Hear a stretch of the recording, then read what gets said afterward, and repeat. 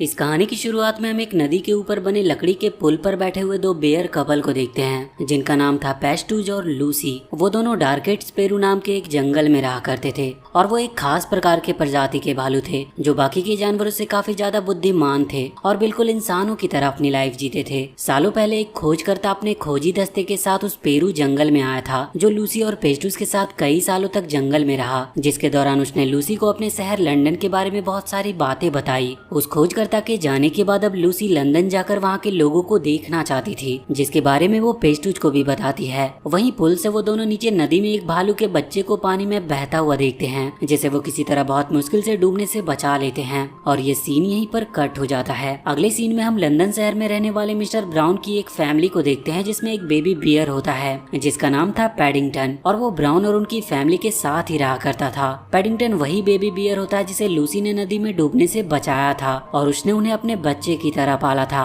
लेकिन एक दुर्घटना में जब पेस्टूज की डेथ हो गई तो लूसी पैडिंगटन के साथ किसी तरह लंदन आ गई जहाँ पर पैडिंगटन तो ब्राउन फैमिली के साथ रहने लगा, लेकिन उसकी आंटी खुद एक जानवरों के वृद्धाश्रम में रहने चली गई। सालों से ब्राउन फैमिली के साथ रहने की वजह से अब पैडिंगटन इंसानों के साथ रहना सीख गया था और ब्राउन फैमिली के साथ ही बाकी लोग भी पैडिंगटन को काफी पसंद करते थे। एक दिन पैडिंगटन मिस्टर ग्रूबर के एंटीक शॉप पर जाता है जहाँ वो अक्सर आया करता था और मिस्टर ग्रूबर पैडिंगटन के काफी अच्छे दोस्त भी थे। वो उसे बताते हैं कि मैडम कोजलोवा जो एक बहुत बड़ी थिएटर आर्टिस्ट थी वो अपनी बहुत सारी पुरानी एंटीक चीजें ग्रूबर को बेचना चाहती थी, जिससे ग्रूबर काफी ज्यादा खुश थे। ग्रूबर की शॉप पर जब पैडिंगटन लंदन के एक पॉपअप बुक को देखता है तो वो अपनी आंटी लूसी के बर्थडे गिफ्ट के लिए उसे खरीदने का डिसाइड करता है क्योंकि पैडिंगटन की आंटी हमेशा से पूरे लंदन को देखना चाहती थी, लेकिन उनके बढ़ते उम्र की वजह से अब ये पॉसिबल नहीं था। इसीलिए लंदन की ये पॉपअप बुक उनके लिए सबसे बेस्ट बर्थडे गिफ्ट होती। ग्रूबर उसे बताता है कि ये बुक मिस कोजलोवा के ग्रैंड मदर की है जो कि एक बहुत बड़ी थिएटर आर्टिस्ट और डांसर थी, जिसकी वजह से उनकी इस बुक की कीमत भी काफी ज्यादा थी। पैडिंगटन के पास इतने पैसे नहीं थे कि वो उस बुक को खरीद सके,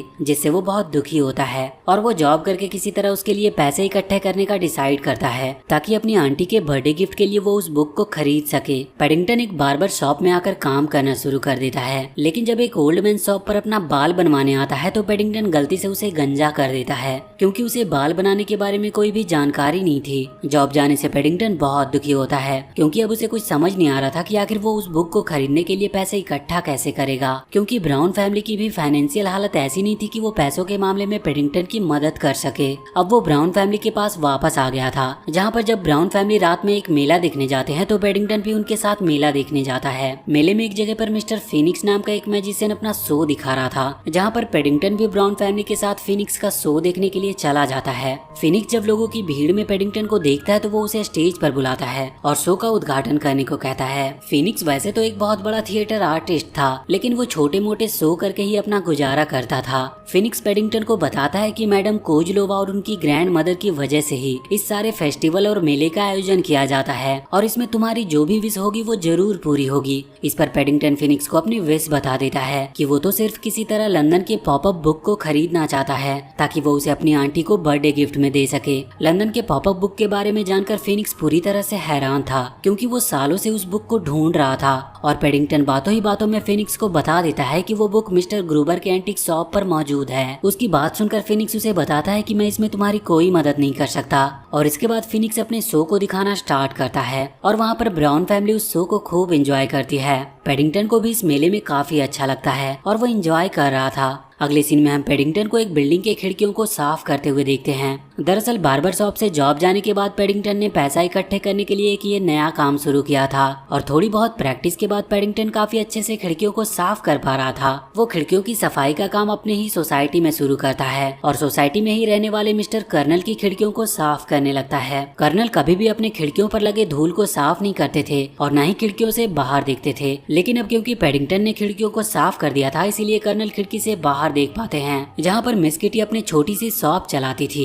कर्नल को पहली बार खिड़की से बाहर देखकर मिस किटी बहुत खुश थी और कर्नल को भी अच्छा लगता है। कर्नल को पैडिंगटन का ये काम बहुत पसंद आता है, इसीलिए जब सोसाइटी के हेड मिस्टर करी कर्नल से पैडिंगटन को खिड़कियों से नीचे उतारने को कहते हैं तो कर्नल ऐसा करने से साफ साफ मना कर देता है। काम खत्म करने के बाद रात में जब पैडिंगटन मिस्टर ग्रूबर के एंटीक शॉप में लंदन की पॉपअप बुक को देखने जाता है तो वो देखता है कि ग्रूबर की शॉप में एक चोर घुस आया था जो शॉप से पॉपअप बुक को चुरा कर भाग रहा था। पैडिंगटन ये देखकर पूरी तरह से हैरान था क्योंकि जिस बुक के लिए वो मेहनत करके पैसे इकट्ठा कर रहा था उसे उस चोर ने चुरा लिया था और इसीलिए वो उस चोर का पीछा करना शुरू कर देता है। लेकिन काफी कोशिश करने के बाद भी वो चोर को पकड़ नहीं पाता और अब तक वहाँ पर पुलिस ऑफिसर भी आ गए थे जो पैडिंगटन को भागता हुआ देखकर उसे ही चोर समझ लेते हैं और उसे गिरफ्तार कर लेते हैं। पैडिंगटन के गिरफ्तार होने से ब्राउन फैमिली काफी ज्यादा परेशान थे क्योंकि उन्हें पूरा विश्वास था कि पैडिंगटन ने तो चोरी नहीं की होगी, लेकिन अब उनके लिए सबसे बड़ी प्रॉब्लम पैडिंगटन को बेगुनाह साबित करना था। वहीं दूसरी तरफ हम मिस्टर फीनिक्स को अपने चेहरे से मास्क हटाते हुए देखते हैं